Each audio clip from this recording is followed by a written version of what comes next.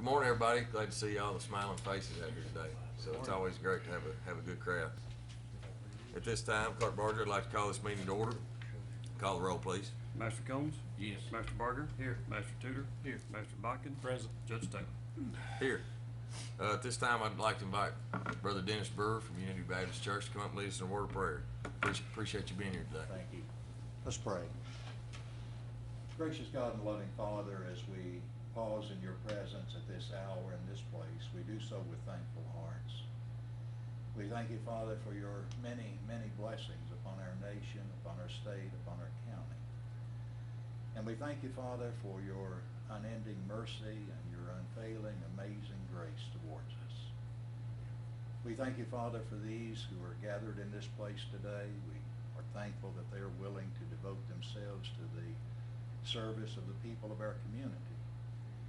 And Father, may they always be reminded that not only are they servants of the people, but they are also thy servants.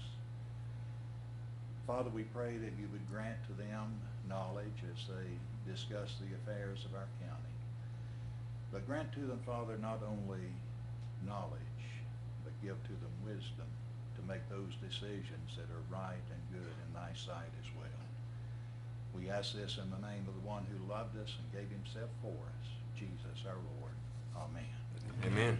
Thank you. Sheriff, if you will, lead us in the pledge, please. Would please stand, face the flag. Pledge allegiance to the flag of the United States of America and to the republic for which it stands, one nation, under God, indivisible, with liberty and justice for all. Please be seated. Thanks, Sheriff.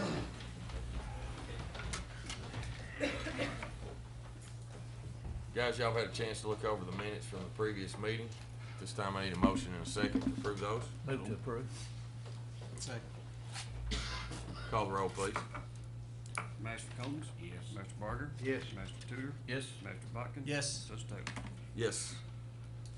Treasurer's report will be at our next, the fourth Tuesday's meeting. First order of business is I'd like to amend the agenda, remove the HR position, and then add the road department position to the agenda. Motion on that, Judge? Please. So moved. Second. No discussion. Call the roll. Master Barger? Yes. Master Tudor? Yes. Master Botkin? Yes. Master Combs? Yes. Judge Taylor? Yes. We're going to hold off on the youth in action for just a minute, I think, and move on to the Madison County Health Department. Nancy, would you like to come up? Yes, Sheriff. Thank you so much. And thanks to you all for being willing to listen to this today. I've come here before with taxes on the tax approval session, which I guess will be later September or later this month maybe. But this is a little different issue. Some of you all have seen this presentation before, but this is an updated version. And I want to also introduce my colleague, Betty Connor. She is here today and will be part of the presentation as well. And also too, the full house that we have here consists of 3 of our board members, Pat Reister, Dr. Johnstone, and Dr. Mianchi. And in absentia, Dale Barlow's here. Dale has an article from the New York Times that I'm going to pass out and let you all see, in addition to the packet of 8 or 9 pieces of paper that I sent you all before. Nobody goes away from any presentation that I give without too much to read. So that's just kind of part of my style. Betty is our quality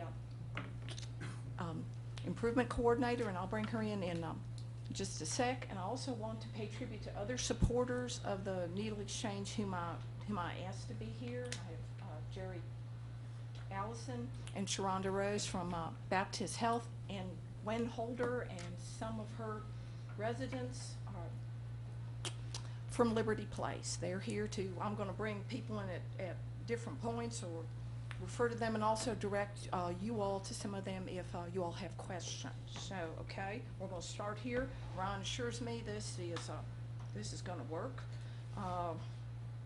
And again, this is an overview of what it is that we're presenting. What I'm going to discuss is what a syringe exchange is, and give you all some history, funding issues, and probably I could sum that up with the word zero, but we'll discuss some of the federal funding, discuss when did the local interests begin, why should the health department operate a syringe exchange program, what are its benefits for our community, how syringes are working, needle exchanges are working across the state, and I'll probably use that term interchangeably. They're called syringe exchanges, needle exchanges, so if I flub up and say one or the other without being consistent, I'm talking about the same thing. And then again, what's next for us? And I also have paper copies of the slides too. So, okay, here we are. Okay, what is the syringe exchange program? This is the definition. It's a public health program. And again, it is a public health disease prevention program. That's something to think about. We all know the type of programs or type of personal practices that we do to prevent disease. We wash our hands before we eat. We get our babies or our grandchildren their immunization at the doctor's office or at the health department, and we count on the inspection of our restaurants by our health department staff, again, to keep us safe. That's all about prevention. That's really the heart of what public health does. And so again, focusing on this as a disease prevention program kind of makes it and putting it in the context of other things that we do kind of gives you maybe puts our mind more at ease. Again, what the syringe exchanges do is they reduce the spread of communicable diseases like Hep C and B and HIV and AIDS in people who inject drugs. What it involves is an exchange of sterile syringes and needles for contaminated equipment, and the contaminated equipment is properly disposed of, and it provides referrals to other health services like drug treatment and HIV and Hep C testing. And by the way, we're doing Hep C testing at both of our clinics on a walk-in or appointment basis now, along with education, counseling, and enrollment in health insurance. So it's kind of a node for referral to other services. Okay. All right. It's not going to move forward.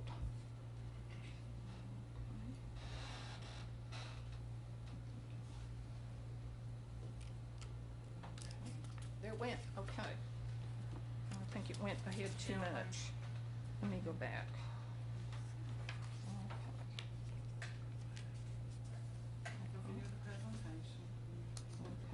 I went through that. Okay. All right. While syringe exchanges are new to Kentucky, and they're new to me as well. When I started out in public health 17 years ago, I didn't know a thing about syringe exchanges. It really was not in Kentucky, certainly in our scope of practice. But they've been around about 30 years in the U.S., and decades of research have shown that they're effective and show that they do not increase drug use, they decrease crime, they increase community safety, reduce the spread of infections, increase first responder safety, and connect people to treatment. And what I have, why it's Betty to be here, I'm sure you all are familiar from Scripture with the notion of a doubting Thomas. Betty works for us again. She's our QI coordinator, and she's working on her master's in public administration. And I'll let her talk to you about how her mind was changed by the research she did for her papers that she wrote for her MPA program. And again, we're talking about a complete skeptic here. So I'll turn it over to Betty. Good morning. My name is Betty Connor, and as Nancy said, I'm a Quality Improvement Coordinator at the Madison County Health Department, and I'm currently working on my master's in public administration. And when I first heard that we were considering doing a syringe exchange program, honestly, I kind of got a little angry inside myself. I thought, this is just a way to enable illegal drug use and promote this bad behavior and within the community, and that was my first thought. But as public health professionals, we're data-driven, we use science to make our decisions. So I didn't say much, but in my mind, I was totally a skeptic. There's no way this will work. There's no value in this.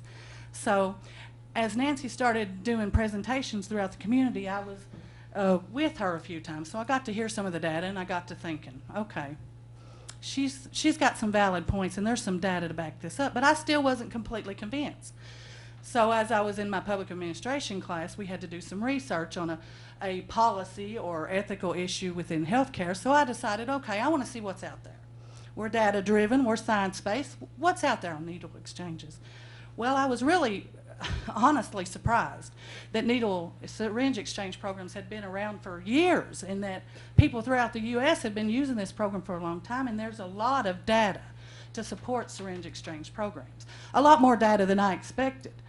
And then as I started doing the research and collecting the data, one point that really jumped out at me was that most people, most illegal drug users, actually either had some kind of abuse, extreme trauma, and even work-related injury that caused them to actually start using illegal drugs. And that this population is severely marginalized, and there's a stigma within the healthcare community that once they see that these people are on illegal drugs, then they kind of shut them down. There's no link to health care. There's no link to treatment. So then I got really excited. I got to thinking about this program would allow us as healthcare professionals to build that trust back with this population, this marginalized population. That, as you know, the epidemic is growing rapidly within our community. And we as healthcare professionals and public officials, we need to do something about this. Well, there's a lot of things that we can do, but what we need to do is link them to treatment. And also, our focus as public health professionals is to stop the spread of disease. And dirty needles are everywhere. I've seen reports from this office and from healthcare professionals and academia. They're found in parks, they're found in businesses and the ground. Our children are walking around and they're there. And this program really excited me because I realized that we could do something to help these people, link them to treatment, and somehow stop the spread of disease and make a difference with this program. So I was very excited. I'm honored that Nancy asked me to speak. She knew that I was a total skeptic. But as I really began to look at the data and the research, it continued to show throughout my research that this actually stops the spread of disease and that it works. And it links people to services, it links them to health care, it builds that trust with this population that sometimes are marginalized. And I'm just excited to be a part of this initiative, and I'm excited to see that there's data to support this program and that it really does work. And I appreciate you listening to me. Thank you. Thank you. Thanks, Betty. I appreciate it. Okay. Just again talking a bit about the history. There are over 200 needle exchanges in the country. There are 14 in Kentucky. Several more counties are discussing or debating, and I learned that just within the last month that the Clay County Fiscal Court, this is the latest news that I know about, has just passed a resolution to operate a syringe exchange in Clay County. I think it still has to go to the local board in Clay County, local board of health there, and to, because that's part of a district, and to the city of Manchester, but they're definitely out. They are on board with this. Okay, funding. Again, well, again, we could sum this up as zero, but the federal funding ban for syringe exchanges ended last December.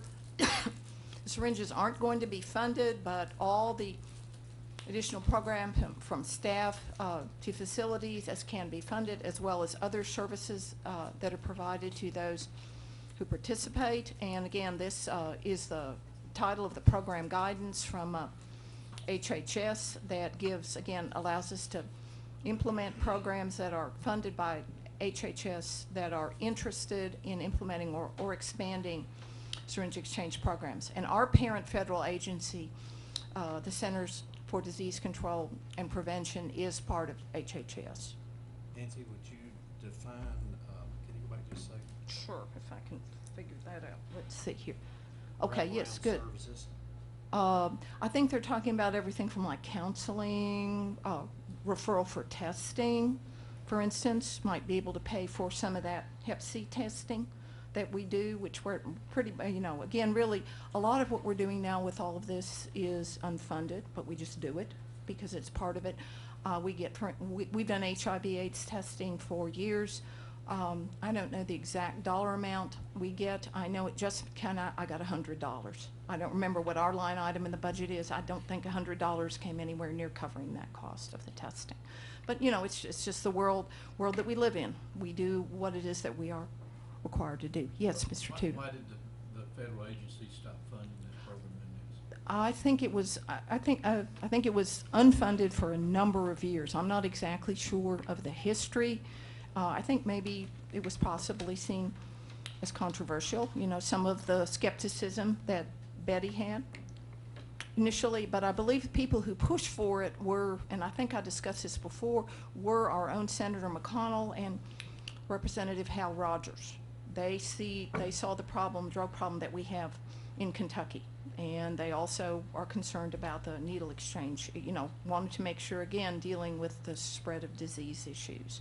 So, okay, and this is again our version from CDC that explains which of our grants are eligible for funding, and there are only two of those funding streams, which is the HIV program and the hepatitis C program among non-urban people who inject drugs. Our department, the Department for Public Health, does receive the HIV prevention grant, but that grant keeps getting cut about 5% per year since 2010.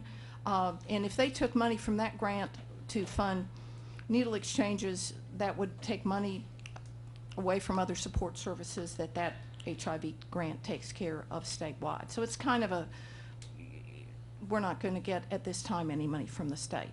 And we don't get the second stream of funding at all.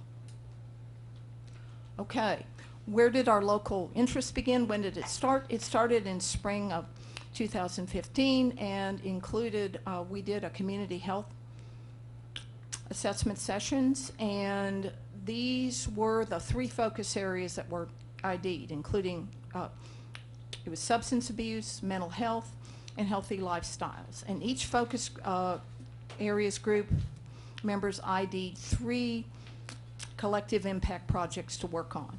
And syringe exchanges ranked number 2 out of 3 impact projects. Again, this was decided by citizens, by people who participated in this community health assessment process. And again, we've written this into our community health improvement plan. This is, that'll be out on our website soon, kind of the year 1 efforts, including education like this that we are doing as a health department for the community.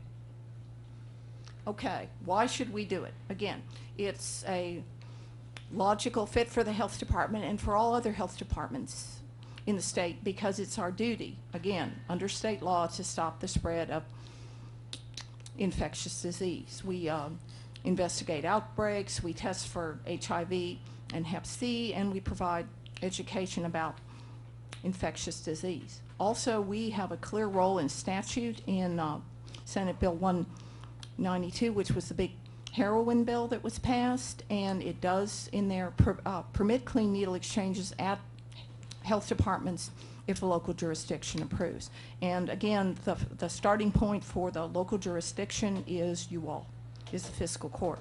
We also had the Board of Health passed a resolution at their June meeting, basically empowering me to come to this meeting, and the resolution is in support of a clean needle exchange, and that's also a component of Senate Bill 192.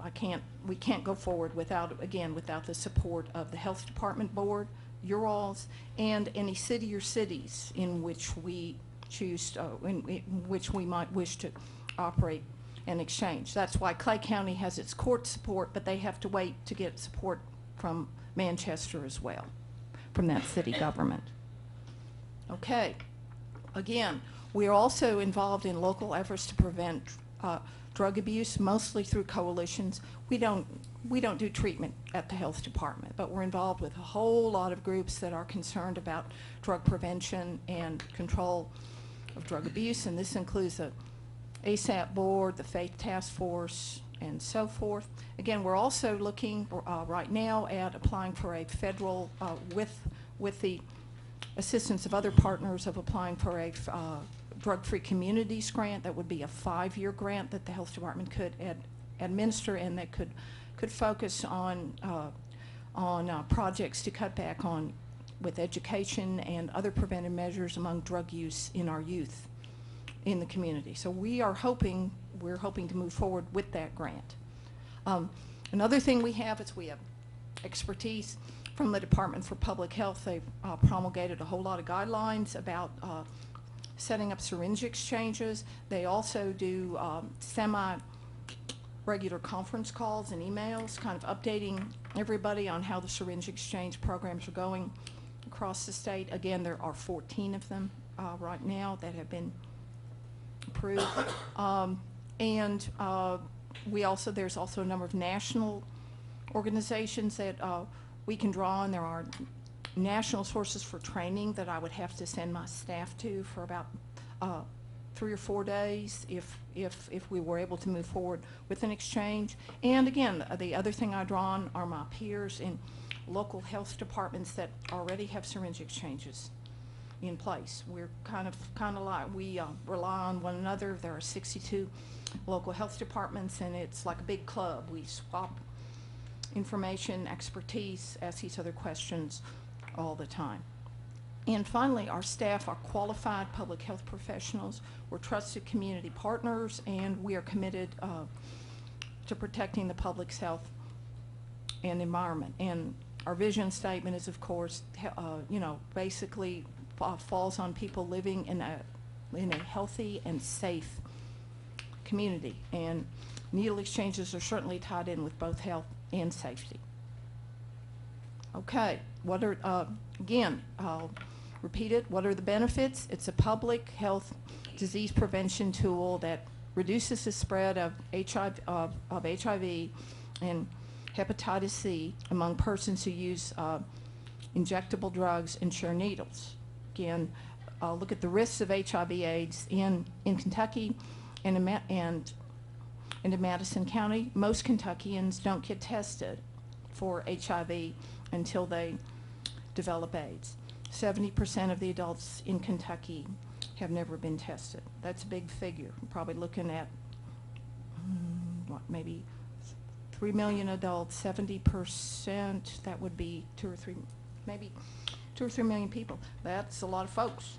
So, and again, we have right now, as of the most recent report from the Department for Public Health, there are 6,280 people who live with HIV infection and were diagnosed in Kentucky as of 2015. 75% of those who live with the disease right now are from Madison County. Total number of cases from our county since the beginning of the epidemic, living and dead, are 100 people. Was that 75% or 75 people? 75 people. 75 people out of our county. 75 people. 75. So, again, risks of hepatitis C. There's been a lot of news about this lately. Kentucky leads the nation in acute hep C cases and rates. As I've said in the context where I have delivered this before, I'd rather live in things like numbers of people, be high in numbers of people who graduate high school and college, lead in low unemployment rates, and lead in basketball. So, but this is a distinction that we don't need to have. This is some data that I picked up from, we had a viral hepatitis conference that several of our staff members from the health department went to a couple of weeks ago. Overall, the state has seen, this is eye-popping, a 240% increase in acute hep C between 2009 and 2013. And recently the CDC said the rate of hepatitis C infections among Kentucky women of childbearing age, and there's an article to this effect in the packet that among the packets that I shared with you all, which is women ages 15 to 44 more than tripled from 275 cases to 862. And these are the ones that they know about, okay? And this is a 200% increase. The national increase during this period was only 22%. Now, the acute Hep C cases, again, I double-checked these numbers. This looks small. We're only 5 for 2015. Again, these are the ones that we know about. But you have Hep C for a while, it turns into a chronic disease. You all have seen those commercials on TV for Hep C treatment. They show those during the CBS NewsHour. I watch that with my husband. They have they have a ton of drug commercials on there, and that shows those some sad-looking people. You know, it's who are being given some hope with new Hep C treatments. But those are folks with the chronic disease, and we get multiple reports of chronic HCV cases every day, and I mean 8 to 10. So there's lots of people out there that have the disease. Okay, while the rates of HIV and Hep C are not high now, again, those don't look like impressive numbers. The key is the risk of a sudden rise in infection, and you'll see this with the map that I'll show you next. Kentucky has 54 of the top 220 counties with a so-called increased vulnerability to rapid spread of HIV and Hep C among people who inject drugs. 26 states have more than one county. Kentucky has more vulnerable counties than any other state. Again, not a distinction that I think we can be proud of at all. And again, these counties have dense drug user networks and a lack of syringe exchange programs, and we're surrounded by or close to counties that are identified as vulnerable, and that's Garrett, Rockcastle, Estill, Powell, Mercer, Lincoln, and Boyle. Mercer just passed a needle exchange, and we'll be setting one up here shortly, but rest of these counties, to my knowledge at this time, don't have a needle exchange in the works. Again, you can see this map here. It's not a very good graphic. I'm not the most talented slide putter together, but it looks like we're almost in the palm. If you look at these counties right around us, and if I had an egg in my hand, I squeezed it, it would bust. So we're surrounded by these counties. We have I-75, all kinds of roads bisecting. People move back and forth. So again, we're seeing very close to counties that are vulnerable and where people go back and forth all the time.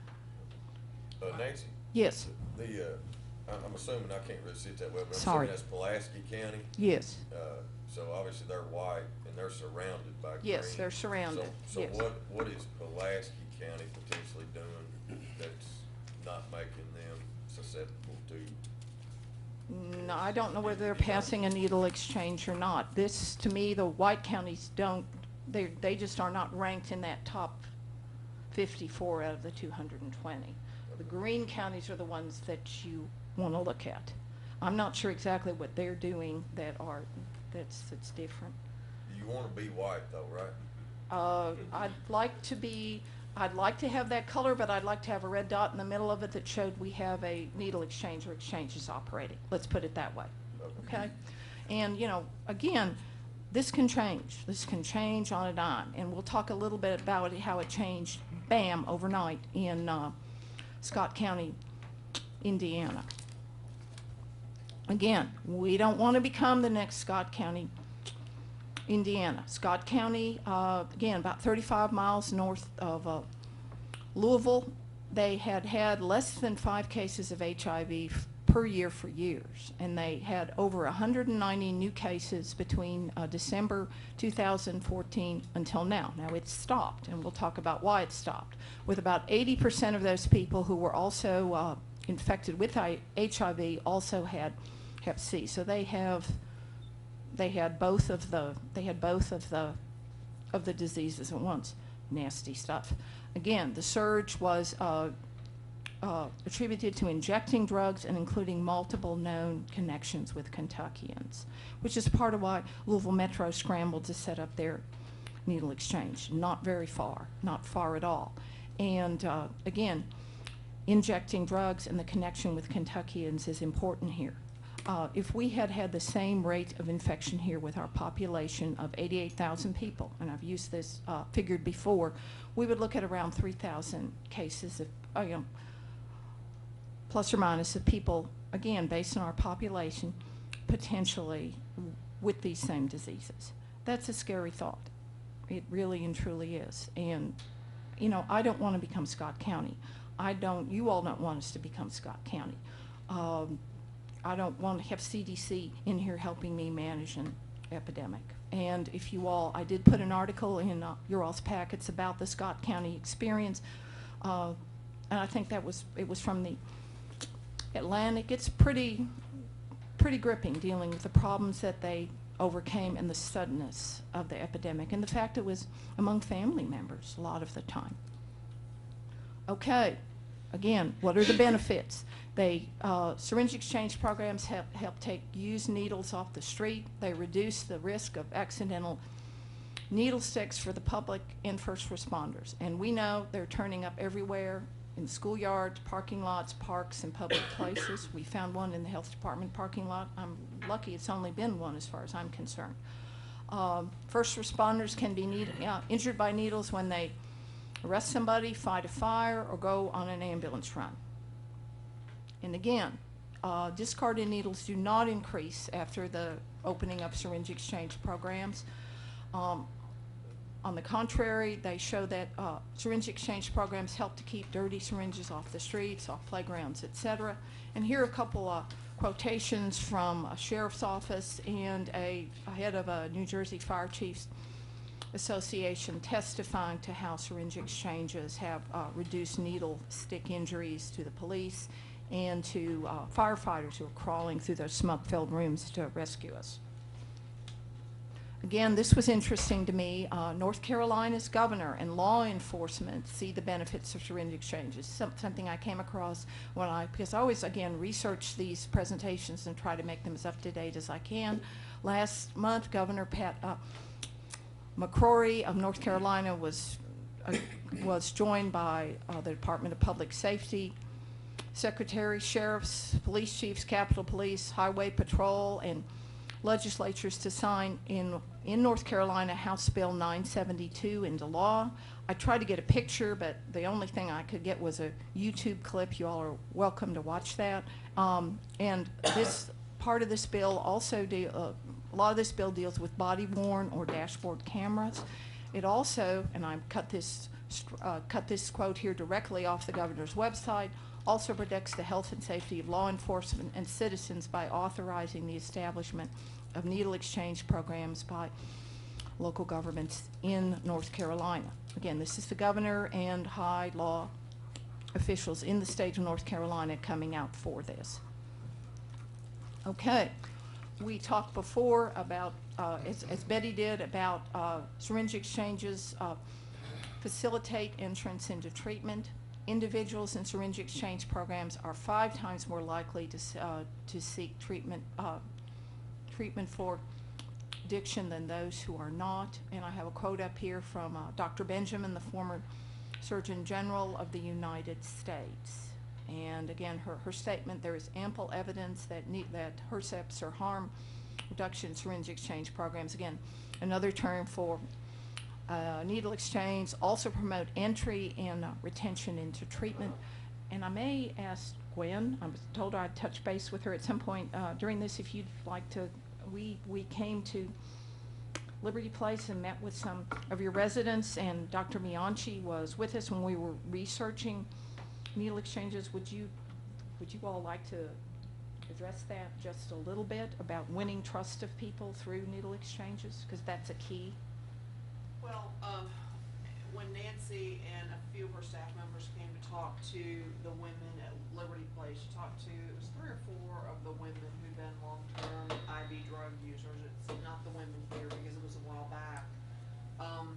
they talked to them at length and asked them lots of different questions about a needle exchange and would they use one. They all agreed that they would use one. They talked to them a lot about, it would be important for them to gain the trust, that it would be important for them to feel like they were there to help them and not, you know,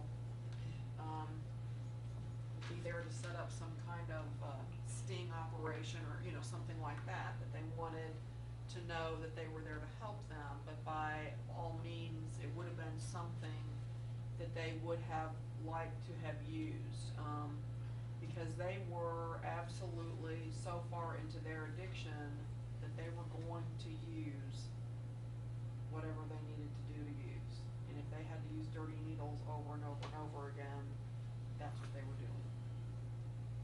And every one of those women, and they were all IV drug users. We, you know, obviously intentionally selected women who had been using IV drugs. Talked about the fact that they knew, you know, when they first started off in their use, they absolutely were not going to use IV drugs. That was something that they vowed that they would not do. But as their addiction progressed, that's what they found themselves doing. And of course, you know, in the beginning they were not going to use dirty needles, but as their addiction progressed and they got desperate in their addiction, they found themselves using dirty needles because they were desperate.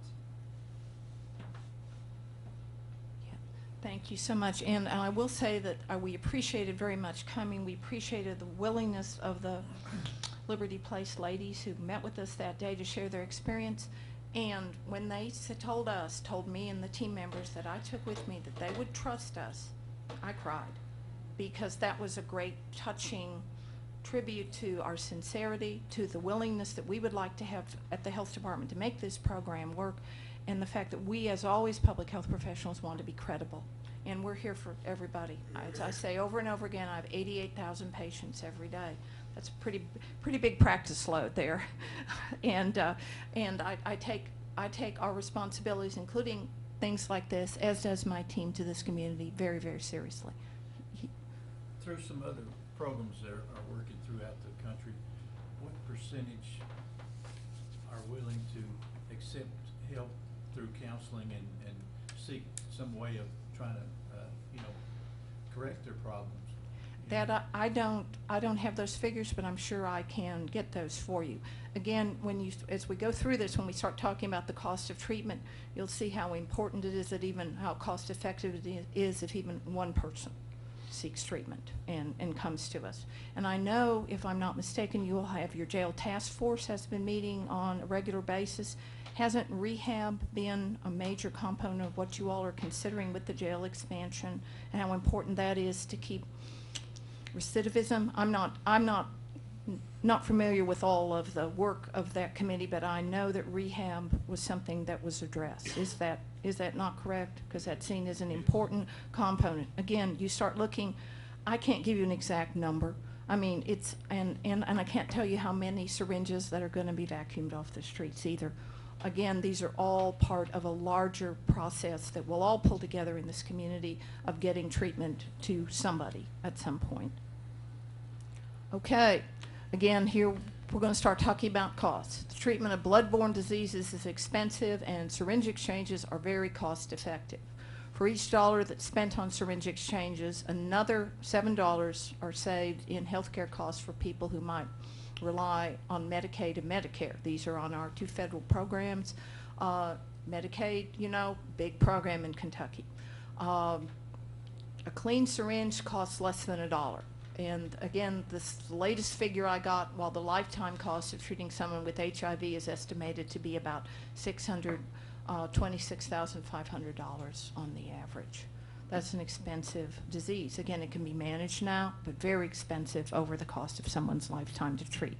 Again, and the idea is to prevent that. Okay, the treatment of Hep C has come down. This was a figure that was cited by Dr. John Ward from CDC at the viral hepatitis training that I referred to earlier, but it's still high. It used to be around $90,000 per person. It now runs $32,000 to $56,000 on most health plans. I don't know if that includes all the costs. It may not include labs, office visits, what have you. Again, another pricey disease to treat. better to prevent it. Again, lots of barriers to getting people into treatment, and I listed some of those up there. But one piece of good news that Dr. Ward brought out in his presentation is the cost of treating somebody with the new Hep C drugs is less than the long-term cost of caring somebody with the disease. But it's still expensive. We want, again, the idea here is preventing someone getting the disease. Okay, Indiana.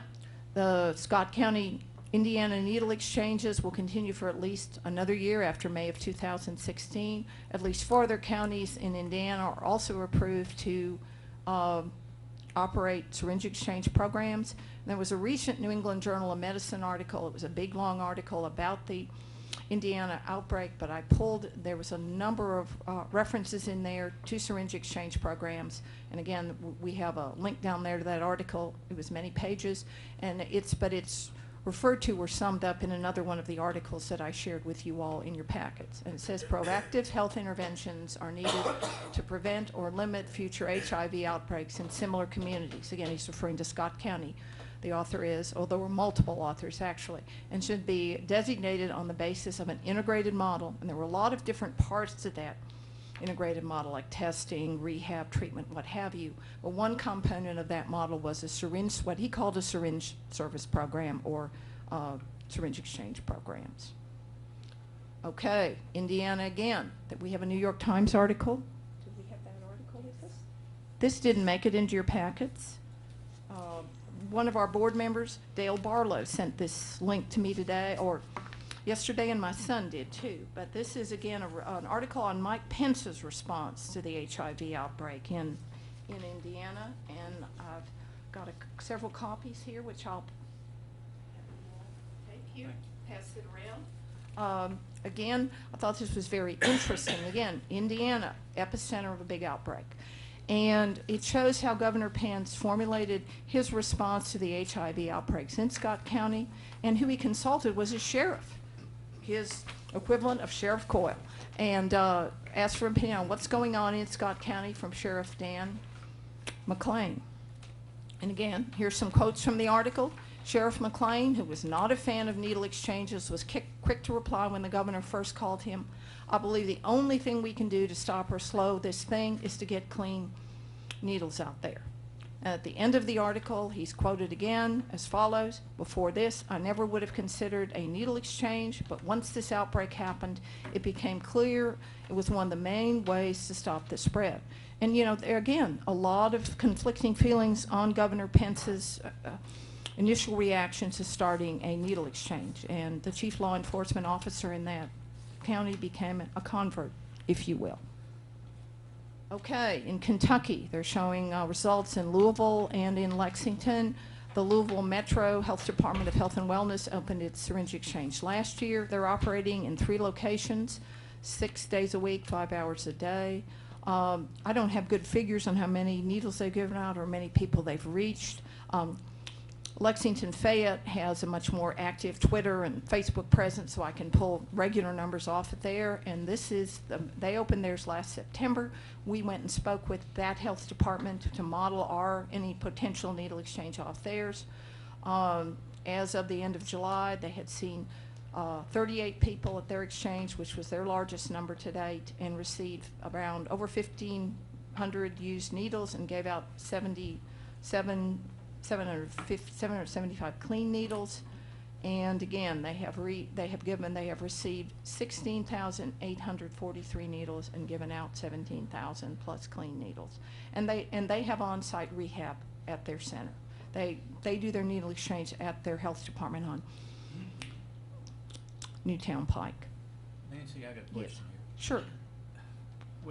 Is there any concern or danger with infected individuals coming to health departments, that we have, you know, young children and infants coming through the same doors? Is there any chance of spreading some of those diseases and catching those with? Well, remember, they're bloodborne, so you'd have to have some kind of contact with blood and body fluids. Well, I mean, that's a possibility there. I mean, if they use the restroom facilities, or they have blood on their hands or something, Well, go through the door? most the health departments I know of do this separately from their regular clinic operations. They, for instance, Lexington Fayette does theirs on Friday afternoon when their clinics close. So it's Judson County. They just started theirs not long ago. Would that be Again, your intent?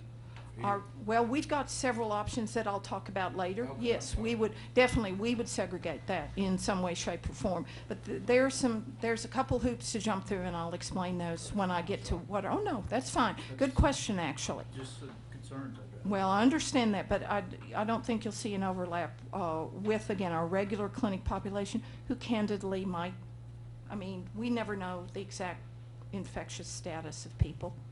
You know, we could shake hands, we could exchange money, we can, you know, there's certainly on a day-to-day basis, again, with such a low number of AIDS treatments and, or HIV testing, excuse me, in Kentucky, we don't know. So, but again, there's not going to be any overlap, and I'll explain that here later on.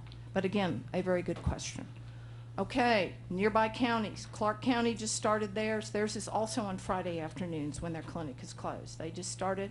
Franklin uses their EMA mobile command unit. They have a mobile unit, and that's, again, something we're considering for Richmond, and I'll explain why in just a second. They have an MOU with their EMA, and they park that mobile command unit in front of one of their other health centers. They have several buildings.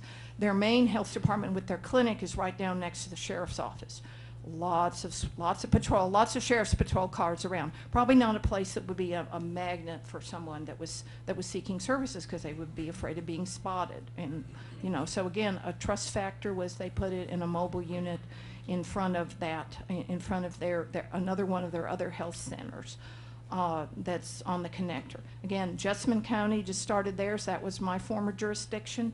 They, again, operate their service on Friday afternoons when their clinic is closed. So there isn't any overlap among the populations. Okay, oops, where's my slide? Okay, here's what's next for us. I guess we're here to ask you all to consider a resolution supporting the establishment of a needle exchange in our county.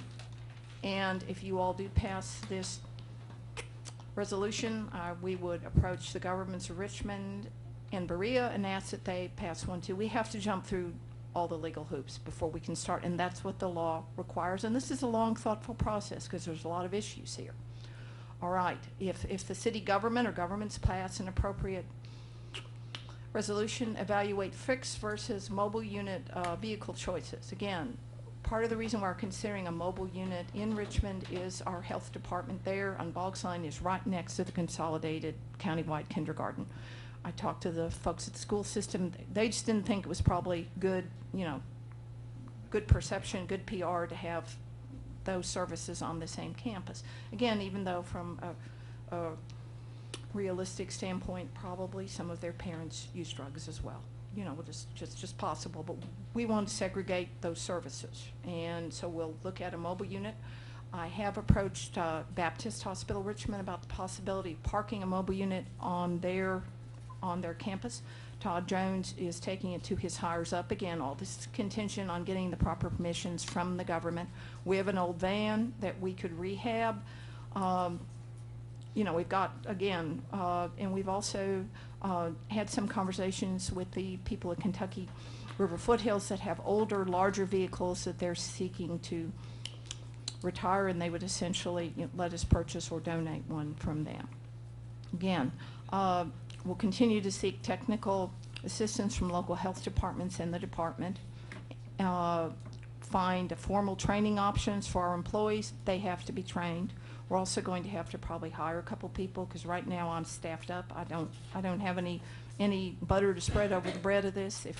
But we would be looking at some part-time trainees. I think we came up with a tentative annual budget for this of about $60,000. That's plus or minus. And again, we'd have to develop policies and procedures, but there's a lot of models out there that health departments have freely shared, program guidelines, participants' rights and responsibilities, and we'd want, again, to, if we had a mobile unit, consult our colleagues at Franklin County and see how they're handling things, and we'd also be looking for other funding sources. So that's where we are at right now. And basically, questions at this point? I know y'all have interjected some. Your 60,000 startup funds, is that that's unfunded right now, right? That would come out of local taxing district dollars, yes. Well, I just want you to know that for me personally, I've heard the needle exchange program several times now. Yes, you've heard it. You starting to be, you can probably repeat it to me, can't you, Well, Mr. Buchan? You know, you Yeah. always have something new and different inputs to it, but Yes. I just want to tell everybody that I personally have always been dead against a needle exchange program because my own personal feelings is that it has promoted, it's more of a promotion than it is a fix. Now, having said that, I've got a responsibility to our citizens and to the county, I guess, itself to do something. You know, I've always thought myself, if you have that type of problem, that's what they make jails for. But here's the deal: if you lock up every single person that needs to go to jail, what are you gonna do? We don't have enough jails to house the people that we have now. You didn't drive it home enough. Let me just say this. But you mentioned a figure in your presentation. That's one that should have hit every single person sitting up here. And the first time that I heard this, and I heard it at a hometown against heroin down in Somerset, the figure for treatment for an HIV person was not 326,000, it was 386,000. Yeah, and those numbers Start vary, again. yes. Listen, if you didn't fix but one person, I mean, we're talking about $60,000. I don't know where that's coming from, mind you. But one person, how many times have you saved you $60,000? I'm a HEPA nightmare. You know, I always thought, well, hey, we're gonna exchange needles, let's share that with the sheriff's department. That won't work, just won't work. No, that's right. We still don't have the facility, we have to do something. My own personal beliefs are still one thing, but my professional beliefs say that we've got to do something, and this is something that we're gonna have to try to find funds for. And it may not, it's not just the county, it's county and 2 cities that's gonna have to work together for different type of funds, along with whatever grants and other things that you can come up with. And we will look for those. I'm still not a big fan of it, but I am a fan of this. Anything that helps our law enforcement officers and our EMS and our fire department, when they show up on the scene to do things, anything that helps keep those gentlemen in a safer environment, I'll support every single time. Thank you. Yes, sir. Yeah, I'm John Johnson, and I happen to be chairman of the board. Obviously, fully in support of this. I think, Nancy, you couldn't be more complete than what Nancy has just presented. The other thing, there are the IV needle users that we're they've got a big problem. But what is also a big problem is the needles that are in my front yard almost every day, that my yard person cleans up, takes away, on the playgrounds, for the police, for the ambulance, who are all these people who just accidentally inject themselves with a dirty needle. That goes on, and here I'm going to be somewhat physician-like. In the real world, our children aren't, they're going to contact each other in various and sometimes very intimate ways. So you take somebody who's got a problem, their needle shows up on a schoolyard, you get stuck in a garbage can, you move on to a totally innocent person, and this is recorded, totally innocent people getting it, who then contact our sons, daughters, grandchildren, who had no absolutely role in using IV drugs at all, but they end up with the disease. So I think it goes far beyond just the huge number of people who are IV drug users. And so I couldn't add much to Nancy's talk, but I did want to say there's all that secondary infection going on. John Stone, you won't send us a bill for that lecture, will you? Absolutely. I'm going to send it right to your insurance. You know, I'll say one thing, and Tommy, you're right in what you said, but you're correct in the judgment you use for people in the county. I agree with you 100%. I will say this, you're fortunate enough to have a board that oversees everything. And I've been on a lot of boards, served on a lot of boards, sit in on a lot of boards, but the people that you have on your board, second to none. I would agree with you. That's part of, thought I had a second to none board in Jessamine County, and they still are pretty close to second to none, but I came here in large measure because of the reputation of this board. I was in Jessamine you're County for fortunate, 12 I'll years. say I that. agree. I agree. It's the Cadillac of public health boards in this state. I will tell you And that. you know, and another thing, why would we not want to participate? Well, again, you know. I have no reason why. Exactly, I would agree. And that to me, it's like, it's very cost effective, like Mr. Botkin says. You save one infection, you've paid for yourself. You really and truly have one of those Hep C infections, let alone chronic costs of HIV/AIDS.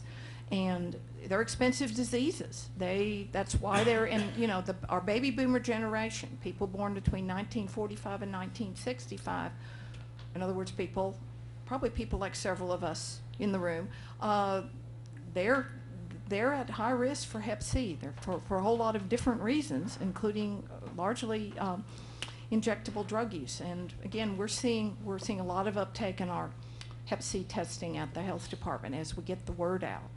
I think your biggest hurdle, as I've read your literature, Yes. your presentation, I think your biggest hurdle is to gain the confidence or confidentiality of that person that's coming in. I think that's number one, because they're not gonna come unless they feel really comfortable.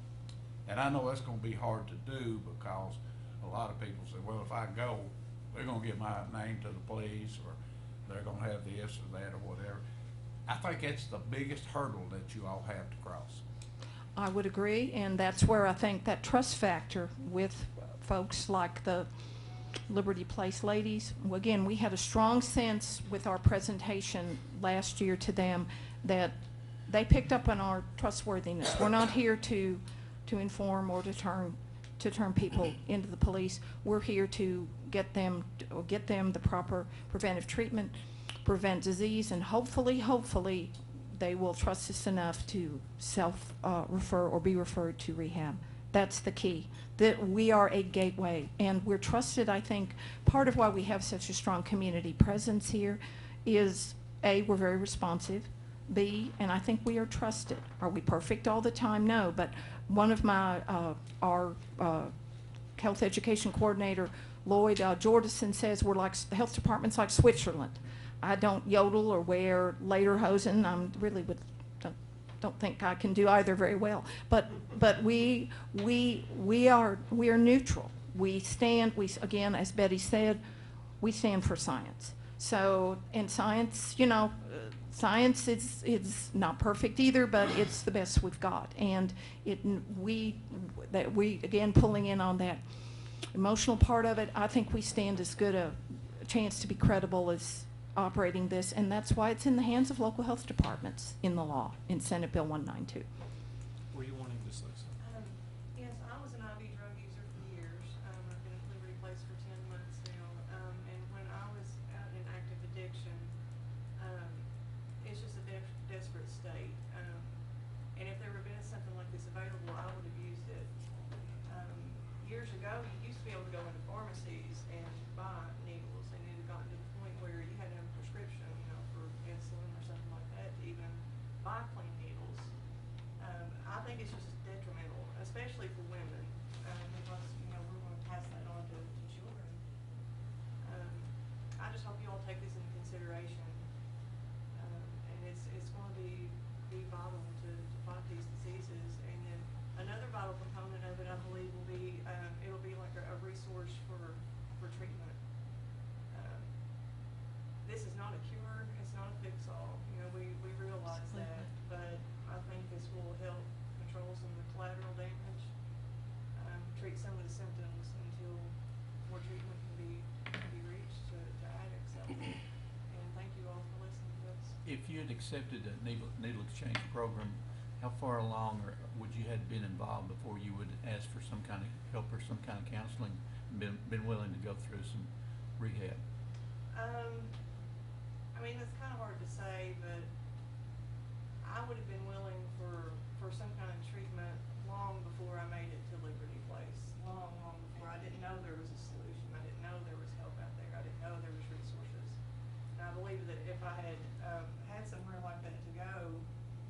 probably wouldn't have went with the mindset of getting help, but it probably, when I got there and the help was offered to me, I would have taken it.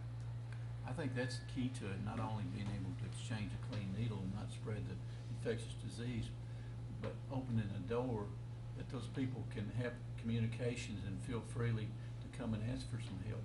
Or they may not have that door open any other way.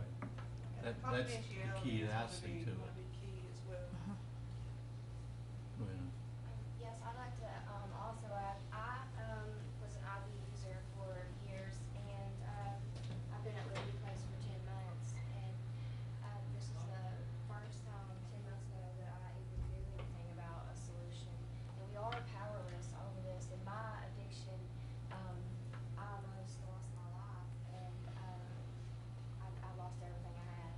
And I was willing, to do anything when I got to Liberty Place, anything. And I do also agree with Sarah that if there had been,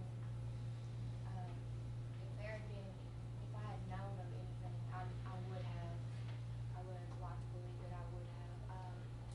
And I was put in jail and sent to treatment, and, I thank God for that every day, because I went to jail, and I went to jail, and I went to jail, but when I went to treatment, that's when my life changed, and that's when, I had people, because when I saw it as a punishment, I would not open my eyes to any help. But when I got to Liberty Place and I realized they were all there, we were all alive, and it just changed my whole life. And now, my sole purpose is to help other people that are just like me and find this through these. I commend you for that. I commend you for that, and it takes a lot for you or anyone to come up here and say that.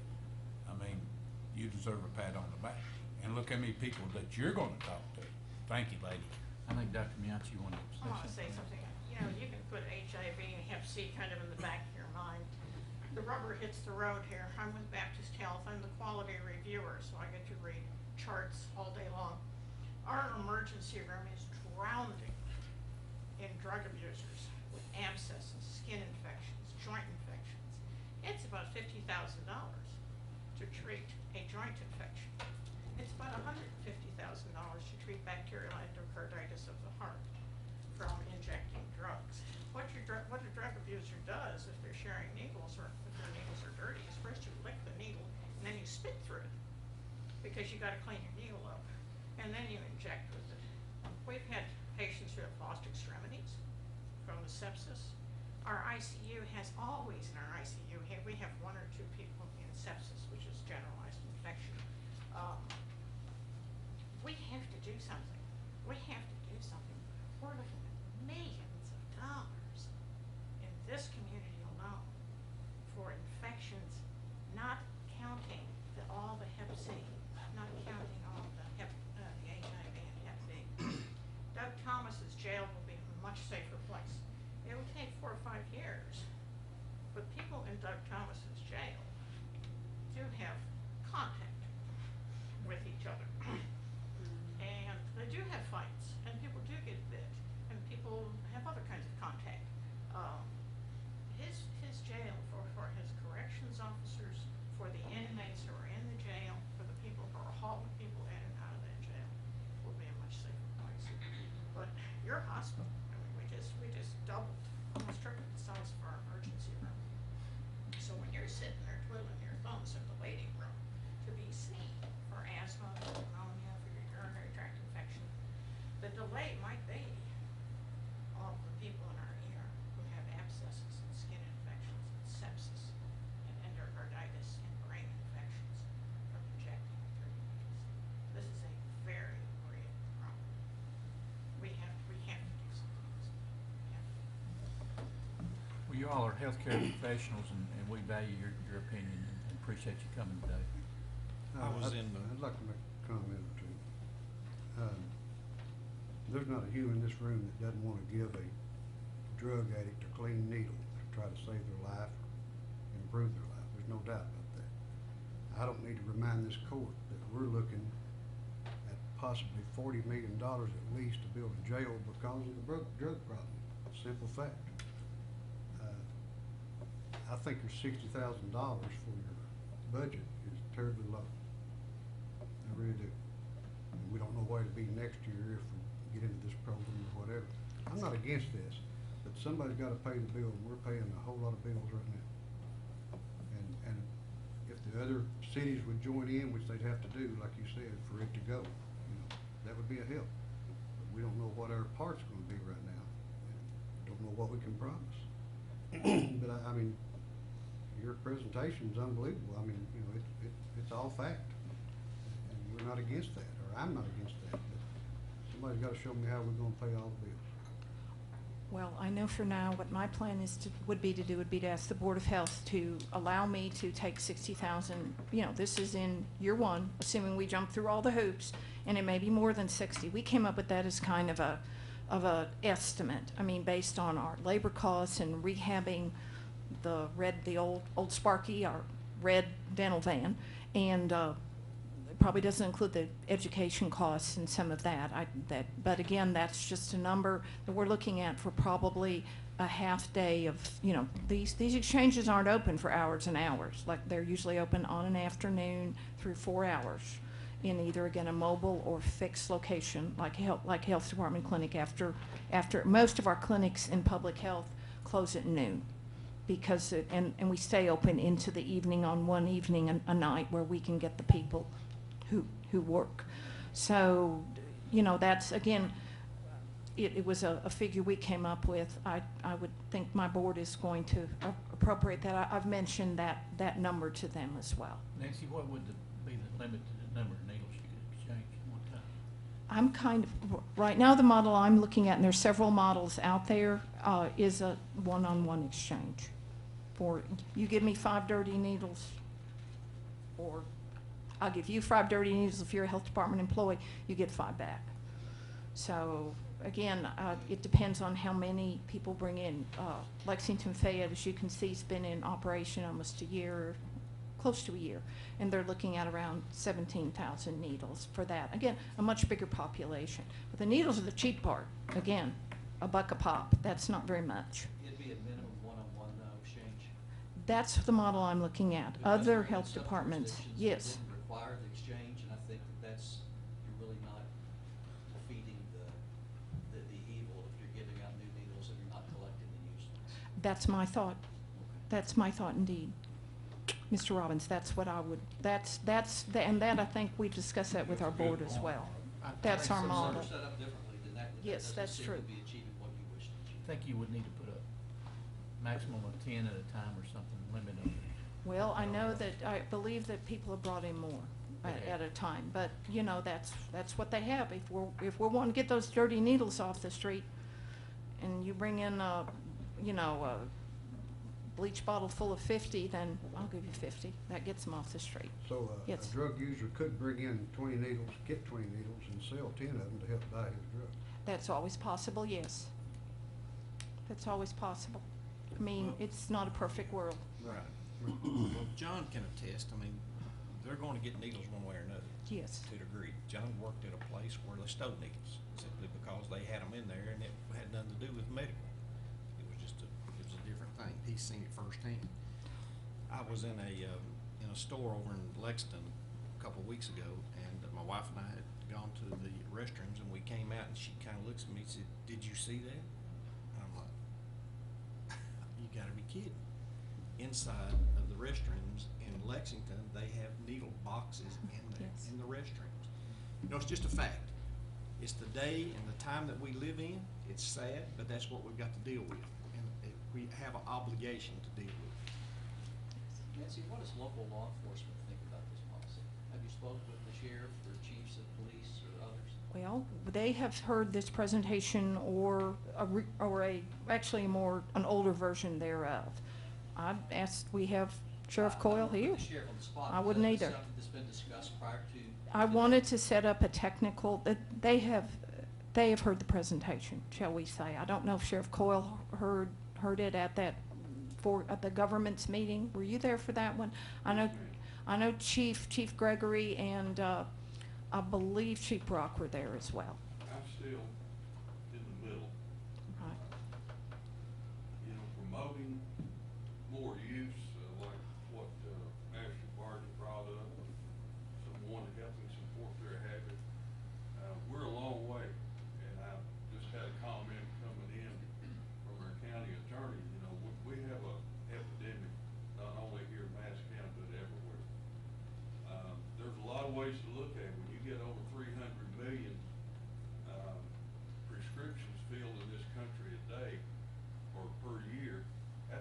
lot of medication that's going out, and a lot of people getting addicted, and then when they get prescription drugs, and then they start grinding these up like they did in 2012, start changing the laws on things, dry that up, then here's heroin and, you know, the meth, and, you know, we've got a lot of work, but our law books seem like they're 6 inches thick, and we keep changing our laws and weakening our laws, and now we have the revolving door that we deal with every day in our deputies, and the state police, RPD, BRPD, that goes out every day, you know, to do their job. They're put in harm's way by some of these things that take place. Would I like to see a needle program to eliminate some of that? You bet. But on the same token, it seems possibly that could make it even rise more. So, like I said, I'm in the middle, but, you know, we have to be, correct in our thinking, but this drug problem is affecting us all. It affects us socially, it affects us county government, it affects our detention center, it affects us every time we pay insurance, all these things. It's gonna have to start at the top and trickle down to the states, to the cities, to the counties. We've got a lot of work to do. And anything and everything, I think, would help. But the revolving door that we have right now, it seems like the same people, the same complaints. If I get 10 calls personally a day on a drug complaint, it's somebody that we've already had go through the system, that's back out of the system, and it's gone. You know, we had a young lady that stayed 120 days from South Carolina. She got out 2 days later. She was found in a house. 120 days is a long time, as these ladies over here can contest that they have a period that they can get dried up, but they have to want to help themselves. And then when they find her in the building, when they're tearing it down, you know, where she's overdosed after spending 120 days, we've got a lot of work to do. And it's gonna take us all to try to do it. But our law enforcement in Madison County, we've had 3 shootings, and they're all drug related. And we just got a lot of work to do. And I apologize for putting the sheriff in the spot, but certainly this is a public health issue. But I also think it's very important to look at it from a law enforcement perspective as well. And these guys are the experts, and I would think before the county acts on this, they would at least consider what the pros and cons from the law enforcement view might be. It's not important to make it work, I think. I did get some questions earlier when Chief Brock was here from the HIDTA task force, because I actually approached Chief Brock more than a year ago about this. This was right when Lexington Fayette was talking about setting this up, and I thought, well, let's go to before I even talked to the Board of Health. And he went to the HIDTA task force, and I believe you're on that task force, Sheriff Coyle, and y'all came back with a number of very good questions, and I came back with answers for them.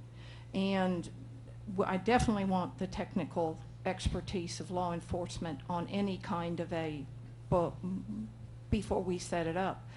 And that's, and if you all, and again, let's not forget that the security and safety of my staff is important with this too. Initially, when I heard about, when I heard about needle exchanges, the first thing was, am I putting my people in harm's way? That was my #1 concern.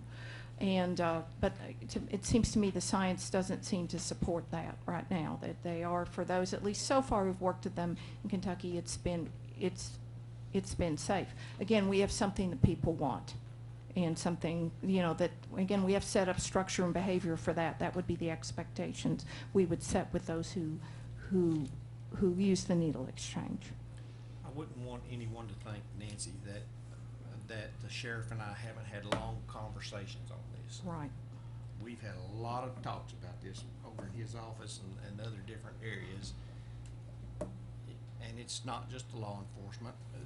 The jailer has the same problem, but it's just still, it's something that we're gonna have to do, we're gonna deal with. Just not looking at it's not gonna make it go away.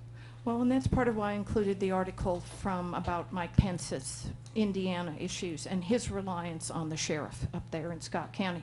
He wasn't a believer either. He was, again, citing scripture. a doubting Thomas, and, I'm not saying I'm right, a believer.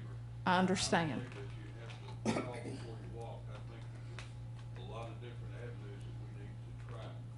But definitely rehabilitation and working with people and trying to get them in the right direction. Choices and decisions that people make each and every day, we have to work with those. And the safer that we can make our community, the safer that we can make our officers, that as leaders, I think that's what we need to do. And if this is one of the steps, I think that I would be all for it. But I'm still a little bit in the center on it because the promoting of something is just something I have to get clear on. Well, why don't you and I get together? I'll take you out for coffee, and we will, if you're a coffee drinker, and more than that, sorry. Well, lunch, well, hey, we're a government agency. I'm on a budget, but still, we'll get together and we will talk about this, because I understand your concerns. It's not that I didn't have them. And what I will say is there was no greater skeptic than my own husband. He's a retired dentist. His first words were, "Aren't you enabling people?" I gave him my presentation, had him critique it, and after he finished painting the house and doing some other stuff that I wanted him to do, and he was convinced. The science is there. Again, what would you all want me to do next? I'm kind of asking for guidance from you all at this point. I think at this time I would like the court just to sort of think about it, and we'll bring it back to a court, maybe our next court meeting, or even the first meeting in September. Okay. Yeah, maybe a good idea too to ask for a little public comment, because the agenda says Madison County Health Department with not a whole lot of specifics. There may be folks that would like to come offer their support for this, or maybe folks that are against it, and probably need an opportunity to do that before you act on some very important local legislation. Well, if you all will let me know if you want, again, a public comment period, and I think that's a very good idea. Mark, would you be the Robbins. one to draft that legislation, or? There are probably models that would be I have sample. produced that we would look at them and revise them as necessary. But I know these things have been drafted by many smart folks over many decades in many places, and we'd certainly use that as a starting point. I have a number of models. It'd In be a fact, I resolution. could have bought you one. Yes, it'd be a resolution. Yes, it would be. And I have lots of models from the from the fiscal courts that have already passed them. They don't have to be long and flowery. Most of the drafting would be on the health department end Yes. rather than on your end. You Right. would just approve the program. Right. The details of You'd their ultimately use our actual language. specific program is what you would do. I'll come up with that. Thank you, Nancy. I appreciate If we you get to being that here point. today. I appreciate you all. Thanks for the hospitality and for the long and spirited comments and the thoughtful questions. I appreciate everybody's viewpoint. Again, as I said, it is not intuitively easy. It never was anything. Part of why I threw in the article about the Baltimore Health Department Director, Dr. Leanna Wen, is she drops in Baltimore and they have shootings, the Freddie Gray case. All of a sudden she has to deal with violence as a public health problem. This is nothing I went to school for back longer ago than I care to admit to this fiscal court. I'll be careful. I'll be careful on that. I guess I'm just very well preserved. So thank you all so much Thank you very again for much. your time. And if you all will let me know when you want me to come back, I'll be there, no matter Appreciate what. it. Thank you all. Thank you all for coming also. Appreciate it. And we'll get back to business here. Next on the agenda is our Youth in Action. And y'all wanted to do some honoring, Jennifer? Yeah. You want to introduce? I was telling Tara McGuire's here from Blue Ridge Prevention, and I said this is the first time in probably 12 or 13 years that I've been working with youth that I've had a group that is, all of them are willing to get up in front of you all and do presenting, and I don't have to do anything. That's good. So they're going to come up and introduce themselves. Okay. I'm Ainsley Cornelius. I am at Fairstown Middle School. I'll be an 8th grader. My name is Emma Judd, and I'm going to be a junior at Madison Southern High School. My name is Morgan Cox, and I'm going to be a junior at Madison Southern High School. My name is Kylie Powell. I'll be a sophomore at Madison Southern High School. My name is Aaliyah Judd, and I'm going to be a junior at Madison Southern. My name is Jim Morrison. I'm going to be a senior at Madison Central. I'm Ann Morrison. I'll be a junior at Madison Central. My name's Clayton Cornelius, and I'll be a sophomore at Madison Southern. And I'm Megan Corder, and I'm a senior at Model. We are the Madison County Youth in Action team, and we are honored to be here today. Our mission is to reduce underage drinking by targeting the social and retail availability of alcohol and by supporting the enforcement of underage drinking laws. We participate in a variety of projects designed to raise awareness about underage drinking. A few months ago, we asked the public to send their nominations for the Madison County Youth in Action Law Enforcement Officer of the Year. The purpose of the awards is to recognize officers who have gone above and beyond the call of duty. We also want to honor the officers who exemplify the virtues of professionalism and dedication and have demonstrated a distinct pattern of community service to Madison County. After receiving numerous nominations from the community, the winners were selected by us, the youth volunteers of the Madison County Youth in Action team. Funding for this activity is made possible by a Youth Empowerment Systems grant. Today we are here to honor nominees for Madison County Sheriff's Office. Presenting the award for the runners-up for the Madison County Youth in Action Officer of the Year award for Madison County Sheriff's Office is Morgan Cox. First, on behalf of Madison County Youth in Action, I'd like to thank the community for sending us their nominations. We had many great nominations, and it was difficult for us to decide the winners. All of our officers deserve an award. Hopefully we can secure funding next year so that we can present these awards again. Now we will honor the runners-up with Hero Awards. Our first two recipients of the Hero Award are Sergeant Christopher Sizemore and Deputy Michael Stotts, who serves as Public Information Officer for the Sheriff's Office. Both Deputy Stotts and Sergeant Sizemore eagerly assisted the Madison County Youth in Action team with the activities this year, and both proved to be great mentors to the youth in attendance. Additionally, Sizemore and Stotts possess and demonstrate integrity in all that they do. The kind of commitment is deserving of praise.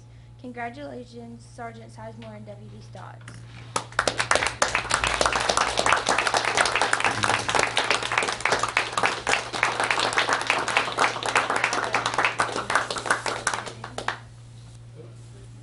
Get y'all handshake first.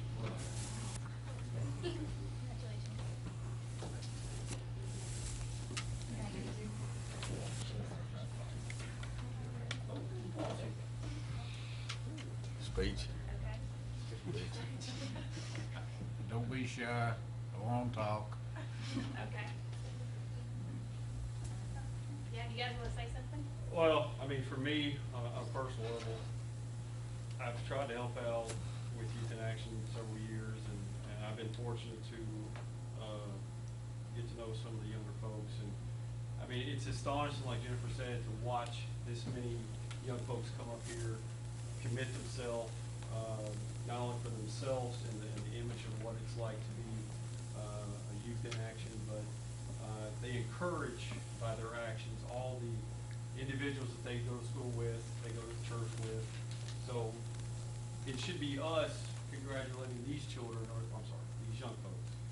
I apologize, I'm a little older, but so that's why I wanted to personally come up and shake each one of your hands, because you are our hero. You are encouraging the behavior that we really trust, and we hope that our young folks are going to come up and build upon for our future children, our future generations. So thank you all for what you do.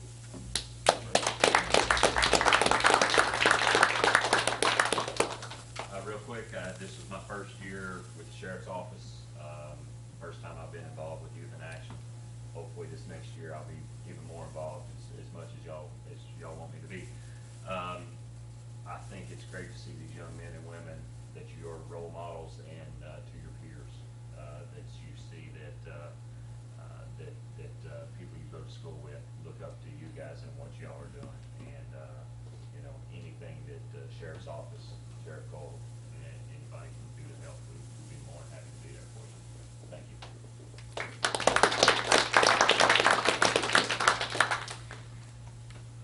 I would like to read the nomination about our first runner-up, which was submitted by a community member.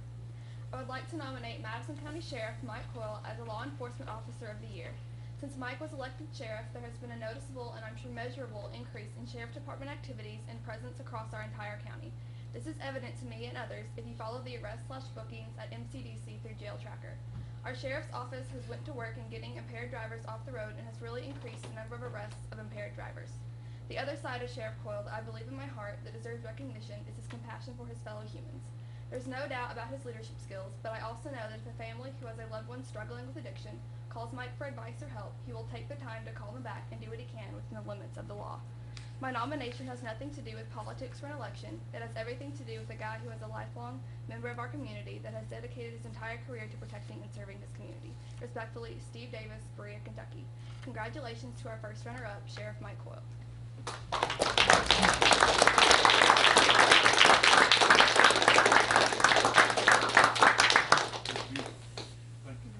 Mike, you don't have to make a speech.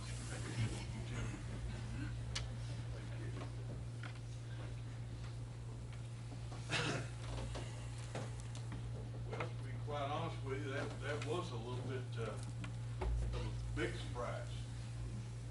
I really appreciate all the work and the dedication that Jennifer has put into this since January the 3rd, 2011.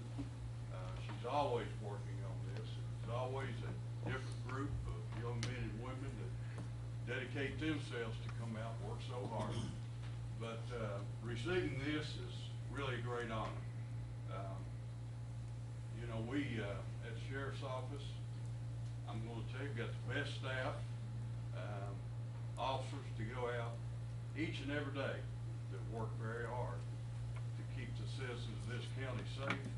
I must commend the Fiscal Court, each one of them, for the opportunity that they've given us to give us the equipment, the tools, to better ourselves, to do a better job for the community of Madison County. One of the goals that we've set, which has been many, we've worked very diligently each and every day to meet some of these goals. For one, that we've been working on for 2 years is to get our agency accredited.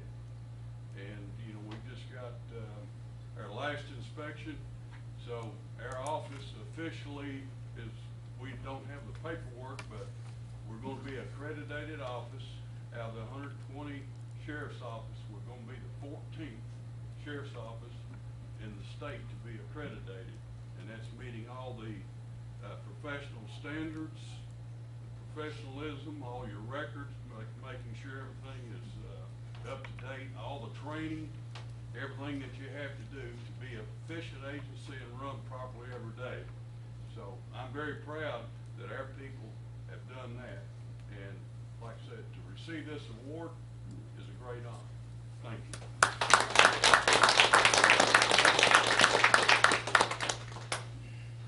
And now we'd like to announce the Madison County Youth in Action Officer of the Year from the Madison County Sheriff's Office. I will read the nomination. Deputy Josh Stone has been with the Madison County Sheriff's Office for over 2 years. He was previously an officer in Las Vegas, New Mexico for several years. Since Deputy Stone has came to the Madison County Sheriff's Office, he has been very active in removing drunk drivers off the roadway. Last year, in 2015, Deputy Stone was awarded the Governor's Award for Impaired Driving Enforcement for outstanding achievement in the apprehension of impaired drivers. Deputy Stone is a very professional deputy and has a professional attitude toward police work. He works third shift and is an excellent deputy. Deputy Stone cares about the kids in our community. He and his wife are now and have been foster parents for several kids in the community. It is our honor and privilege to present the Madison County Officer of the Year Award to Deputy Josh Stone.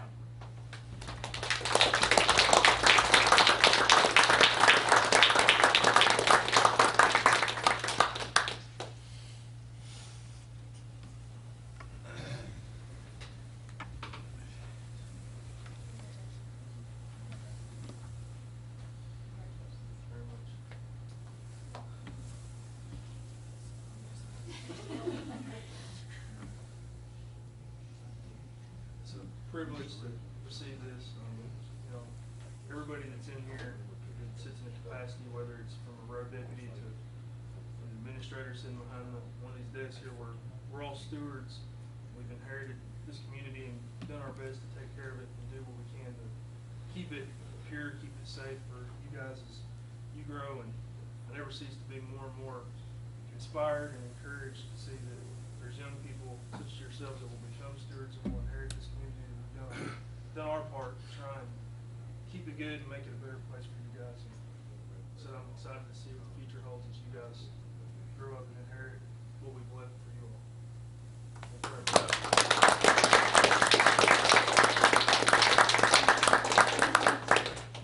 We're glad you're back home. Yeah, it's good to be home. Yes. We'd like to thank each and every one of the officers in Madison County for their efforts in preventing underage drinking in our community. More youth die each year of alcohol-related fatalities than all illicit drugs combined. So we want you to know that it is important to us as youth that you continue to do all you can to enforce these laws. We would also like to thank Judge Taylor and the Madison County Fiscal Court for allowing us to present these awards today. It was important to us to recognize the exemplary performance of these officers publicly. We want to remind you that you can give the Sheriff's Office another tool in reducing underage drinking by passing a social host ordinance that would hold parents accountable for providing alcohol to youth. We have presented this proposal on a couple of other occasions, but we ask that you consider it again. You have the ability in your hands to change attitudes, behavior, and even save lives. Any questions can be directed to our coordinator, Jennifer Webb. We have we brought some copies of that ordinance and some information sheets, some updated information sheets for you all to review. We spend a lot of time talking about how to deal with our drug problem. I know that we've been waiting outside to come in here and while you guys heard about the needle exchange. Passing a social host ordinance is one small step that we can take toward preventing those problems from happening. I think that if you review the literature, you'll understand that there are some loopholes in the law that could be resolved with a social host ordinance. And if you do have any questions, please let me or Tara here know. But Clay is going to close us out.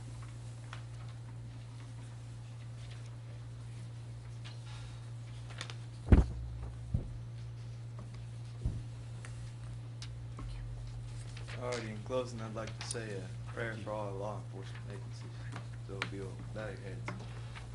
Heavenly Father, Lord, we've come to you today, and thank you for this opportunity to come here and present all these officers with the awards that they've earned. I pray that you bless them and their families and everyone in this room, Lord, to help keep our county clean, and that you help give us your wisdom. In your Son's holy name, amen. Amen. Amen. Good.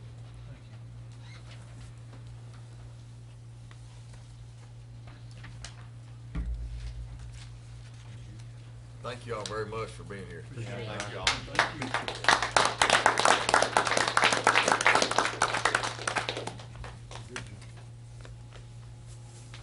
Thank you.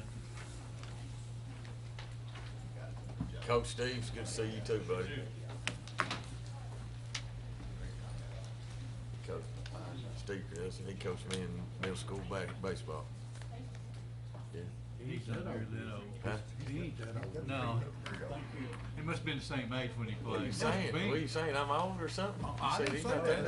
old. You took it that way. Hard to have a coach the same age I know. That's what I don't understand.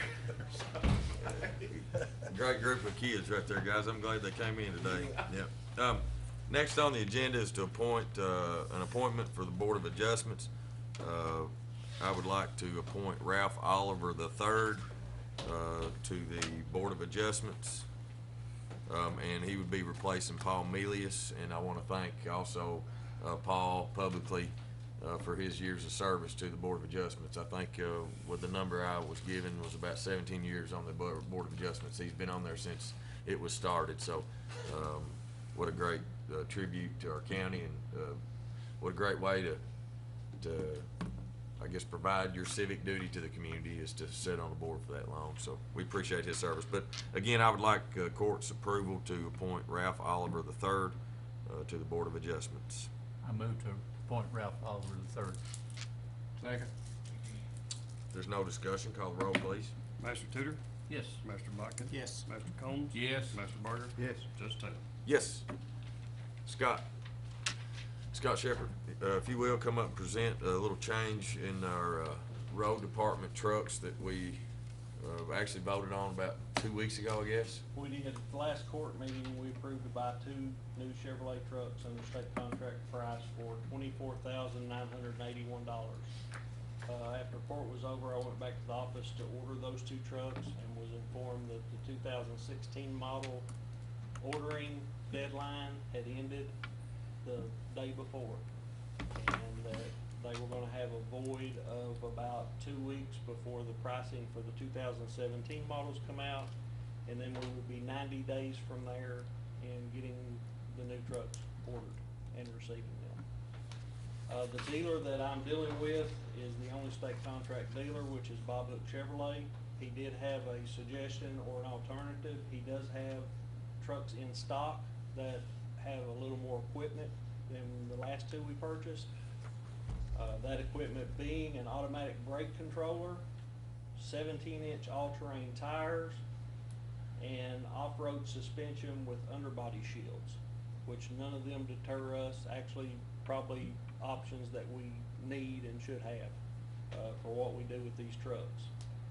The cost of those trucks will increase by $663 each, making the total price of the trucks he has in stock available $25,644 each. I checked with the dealer and he was not able to give me 2017 pricing, but he said over years past they normally increase 4 to 5%.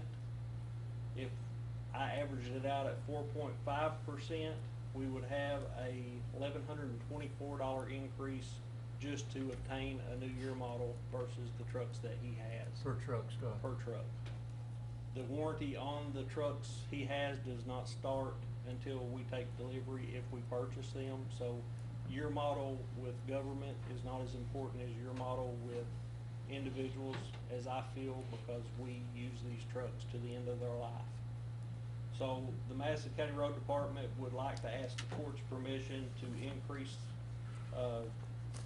each truck by $663 and let us go ahead with purchasing the 2 trucks he has in stock for $25,644 each, and we can have delivery of those sometime this week. Scott? Yes. I can tell you from dealing with vehicles a little bit that for $600 and some additional on those trucks, you couldn't buy one of the items. You could not. That you're gonna be getting additional where you're buying it on a new vehicle.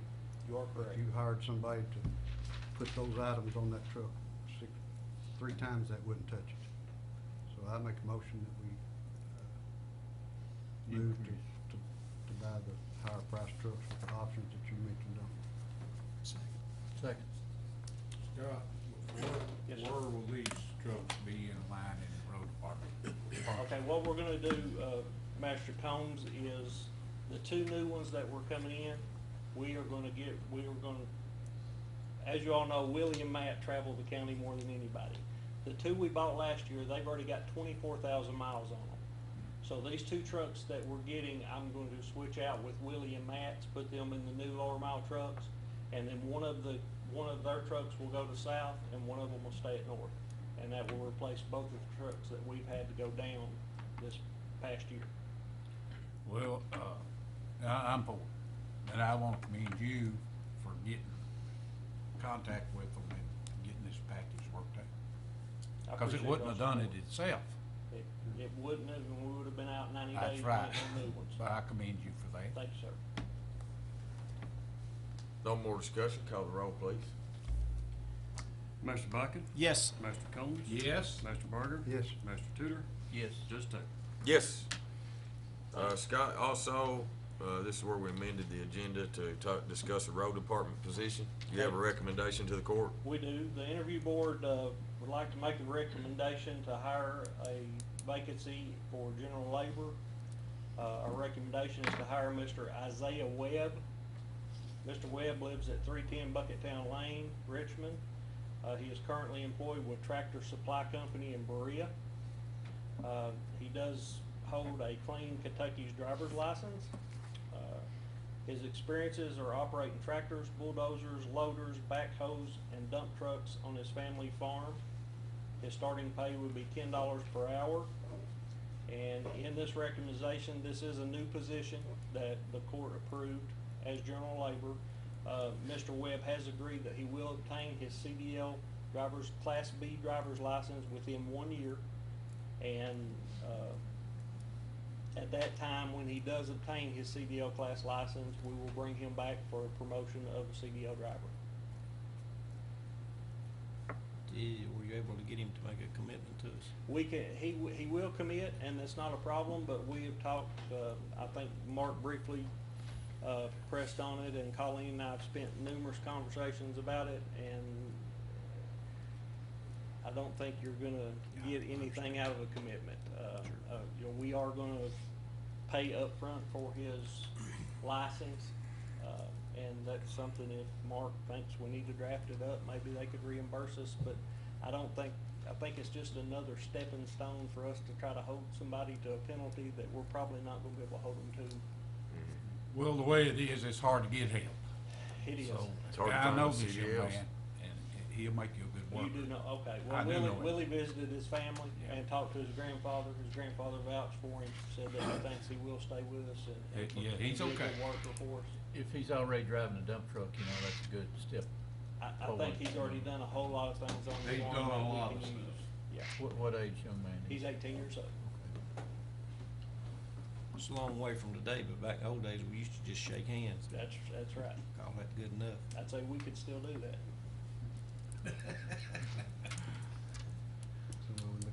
So we I'll need- make the motion, yes. Second. We have a second? No more discussion, call the roll, please. Master Combs? Yes. Master Barger? Yes. Master Tudor? Yes. Master Buckett? Yes. Judge Taylor? Yes. Thank you for your support. Thanks, Scott, appreciate it. Willie, thank you. All right. Clay, you're up, buddy. You got a few personnel positions, I think. Yes, sir. With your permission, I'd like to hire 3 seasonal and part-time employees at $7.25 an hour to work in our outside operations of the golf course. These gentlemen's names are Ronnie Lakes, Danny Wood, and Blaine Click. Mr. Lakes is a retiree from Okanite, and Mr. Wood and Mr. Click are both retired educational, I think, principal and teachers from Estill County. Do I have a motion and a second? So moved. Second. There's no more discussion, call the roll, please. Master Barger? Yes. Master Tudor? Yes. Master Buckett? Yes. Master Combs? Yes. Judge Taylor? Yes.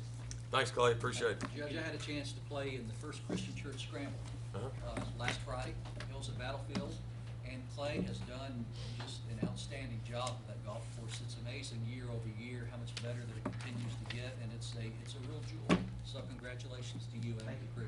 Thank you very much. You're welcome. Be careful. Nice job. Thank you, Clay. Thanks, Clay, appreciate it. Be careful with that, Mark. You get too big head, you know. Not Clay, no. Clay's as level as they come. Easy. Next on the agenda is executive session. I need, of course, permission for us to go into executive session, so I need a motion and a second. And the executive session is a personnel matter. So moved. Second. Call the roll, please. Master Tudor? Yes. Master Buckett? Yes. Yes. Master Combs? Yes. Master Barger? Yes. Judge Taylor? Yes. Mark?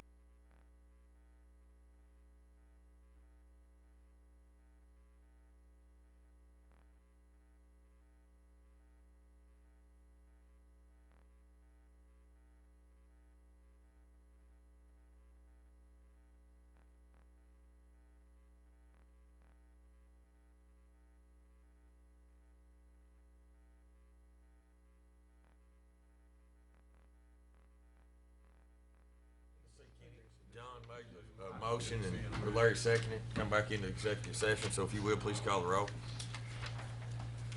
Master Buckett? Yes. Master Combs? Yes. Master Barger? Yes. Master Tudor? Yes. Judge Taylor? Yes. Larry is mine. We have a motion or a second on the floor coming out of executive session. I need a motion or a second. We did. We That's just what we voted just on it. did. I need a motion we voted to for come our back into actions session. taken. Okay. I make a motion that we terminate the employee that we discussed. I'll second it. If there's no more discussion, call the roll, please. Mr. Combs? Yes. Mr. Barker? Yes. Mr. Tudor? Yes. Mr. Buckin? Yes. Judge Taylor? Yes. Next in the next on the agenda is the judge's report. See, the old 911 PSAP equipment is cleared to surplus to the city of Paducah. That's just a reminder. We're at maybe we're at a conference or something, and we see some of the officials down there. They might give a shout out to some of you all, and that way you're not like a deer in the headlights. So just remember that we gave them some that PSAP equipment to the city of Paducah. Madison County Fair and Horse Show. What, this is old. Madison County. It's over. It's over. It's over. It went well. Willie, how'd it go? It wasn't very good because of all the rain. Was there days that had to be closed completely? Yeah, Friday we lost the whole day. Really? Yeah, attendance was down by 10,000 people. Yeah. Yeah. Well, I appreciate you. I know you take a week off from the county because you're on the board to work that, and that's some serious commitment to take your week's vacation and work the Madison County Fair. But I know you have a passion for it and love for it. But I do appreciate you doing that. Guys, just remember all of our parks areas. I want to give a shout out to my daughter. She turned 13 this past Friday, and I know, bless my heart, right? And we had a birthday party we had her party out at Whitehall Park. My wife called Philip and set it up and reserved the pavilion. Wonderful spot. It's a great place. So just anybody that's listening today, please use our parks. They are wonderful to our community, and they're very nice. So I think we need to put a croquet place out there. you gonna come play? Well, you know, for older people. So that's all I have today. So next is comments from any department heads. Stephanie, would you like to say something? Yes, Come in. I'm gonna make this short and sweet because I know this went a little bit longer than. Everybody knows who this is, correct? Yeah, for those who don't know, I'm Stephanie Schleter. I did a summer internship here for EKU. I'm in my master's program for public administration. And I just wanted to say thank you to everybody. It's been great to get to know everyone. This is my last official day. You'll still see me around, but I just want to say thanks for, you know, all the hospitality. I've got to know everybody pretty good, and you all are great people. And especially thank you to Judge Taylor and Colleen.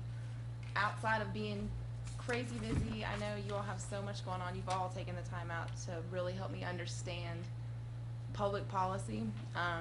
So I really appreciate that, and I want to commend you all for being so awesome and caring. And What are you majoring in? get my master's in public administration. Oh, okay. And I kind of wanted to say this publicly so people can know that I've seen behind the scenes how hard you all work and Colleen works, you know, at an executive level to make sure this county, you know, has all the services they need. And I've seen how much you all care and all the compassion, and I want to say I respect that, and I appreciate that as not only a taxpayer, a citizen, but as a student too. So, yeah, that's what I'll have to We've say. enjoyed having you. Yeah, it's been great. So. Thank you. If you'll continue to work free, we'll keep Yeah. you right on. Well, that's why I said I'll be sticking around throughout the semester. Just can't work as much because other stuff going on. And Don't be no stranger. I like you all. So. Hey, would you repeat the fact that I work hard again to Larry? Because Very hard. last time he said I take too many vacations, you know, so. Well, she was on one too in Florida. Yeah, I did. I can't complain. I was getting ready to say about once a month, if you come in and give that same talk, it'd help out a whole lot. Stephanie, I do. It's been a pleasure working with Yeah. you this summer. Great. I appreciate what you've done for myself and for Colleen. Yes. It's nice to us to have that just refresher and have that extra hand around to help us in when we need something. So Yeah. thank you, Thank and you good so luck. much. Yes, Yep. thank Good you. luck to you. Thank you. Any other department heads? Comments from masters? I only have one comment. Judge, school starts, I think, tomorrow, just about all the county. And I just want to remind people to, you know, to slow down a little bit. You know, our children's gonna be out there, and a lot of them, it'll be their first day, and some of them, it may be their last day. I don't know. But let's watch for our children. Absolutely. And tell everybody else to do the same, 'cause, you know, they're gonna be our leaders someday. So let's take care of it. Yep. Other than that, I'm just glad to be here. Glad you're here, bud. Appreciate it. Raj? Only comment I got is, our whole county and all the magistrates deals with it. Probably at least every other day, somebody calls about a road or a pothole or ditch line or something. And we all know there's not enough money to go around to keep it all up to date.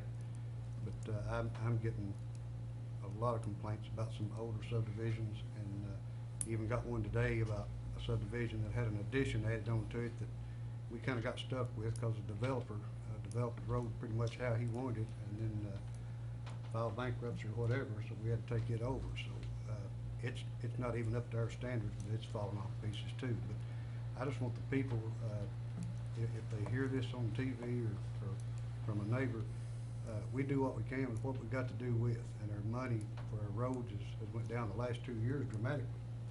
And this year we're not going to get what we had last year, and that's what I try to tell them. So we're trying to stretch that dollar as far as we can. There's just not enough money to go around, but I think I've told most of the magistrates here and a lot of people, there's nothing that people thinks their dollar should go more for than to fix the roads. Because if they can't get to work, or they can't get to the ballpark or whatever, to church, you know, they're aggravated. And if the roads are bad, it's just tough. And they're getting in bad shape. But our road department does a superb job with what they got to do with, and the number of workers they got. I don't know if we need to add more, if that would help more, but I think it's just the money pinch that we're in as far as all the product we use, the rock and the blacktop and whatever. But just want everybody out there to know that it's not that we don't want to blacktop your roads. We're hampered by the amount of money we've got to deal with. That's all we got, Joe. Thank you, Rod. John? I sit in on the Conservation District Board, and last month's meeting was held out at Whitehall Park Shrine, and the board invited the magistrates, and Magistrate Barger and Judge Taylor and myself were there, and I grilled some hot dogs and hamburgers, and we had our meeting there on the grounds. And they had some butterfly gardens that I want to thank Barbara Bentley and Mary Kearns for working with, volunteering, just coming over and helping beautify the park out there, and what a great job they did, and those pollinator gardens that they'd worked with all summer. And maybe we can get some more parks with volunteers to come in and help beautify the park system. So I look forward to that. I'm hoping Scaffold Cane Road is up and open now, Larry. So if Scaffold Cane Road is open, maybe Panola Road will be the next one on the list, get worked on within the next couple of weeks. Oh, I think it'll be a totally problem. We've got school buses. We've got school buses going through there. Madison County and Estill County make that loop through Panola Road there. So hope to get that road open back up for the residents out there real soon. If you have any problems, need some help with county issues, just give us a call. We appreciate you working with us. Thanks, John.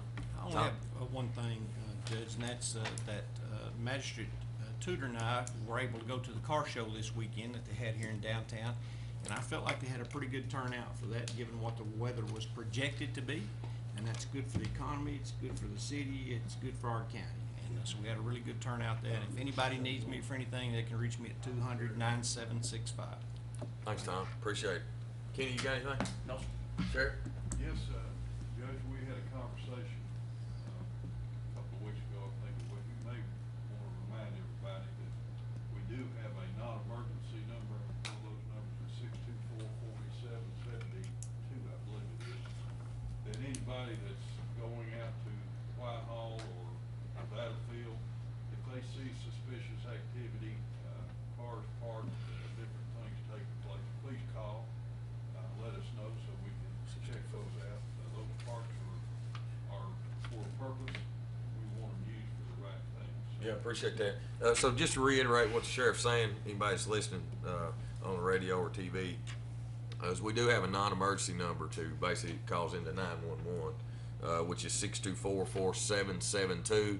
If you see any suspicious activity in any of our parks or really anywhere, you know, you can call this number, and one of our first responders or police departments will respond to that. And this situation happened to me at the conservation meeting that night, and I saw a little bit of suspicious activity, and called the sheriff, and he helped us out to just to keep the park safe. We've got too much time and money and energy invested into our park systems with tax dollars and all the things that we've done to promote our community, to let the county fall at the wayside and let some bad activity spoil people having a good time out there. So appreciate you bringing that up, Sheriff. Thanks.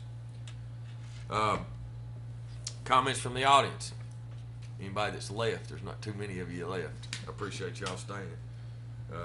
Next is pay the claims and approve the transfers. Need a motion and a second. So moved. Second. Next court, call the roll, please. Master Burger? Yes. Master Tudor? Yes. Master Bocken? Yes. Master Combs? Yes. Judge Taylor? Yes. Next court date is Tuesday, August the 9th, 2016. August 9th. 23rd. Next Well, they had. Today's the ninth. Today is the 9th. Oh, we'll come You back. got the wrong literature there. Yeah, they've not. Been on vacation too long. Yeah. Stephanie wouldn't let that happen. What is the next court date? The August 23rd? 23rd. August 23rd in Richmond. Next gonna have court to stay date around and is help August us out. 23rd in Richmond. I need a motion and a second to adjourn. So moved. Second. Call the roll, please. Master Tudor? Yes. Master Bocken? Yes. Master Combs? Yes. Master Yes. Barger? Yes. Judge Taylor? Yes. Thank you all for being here.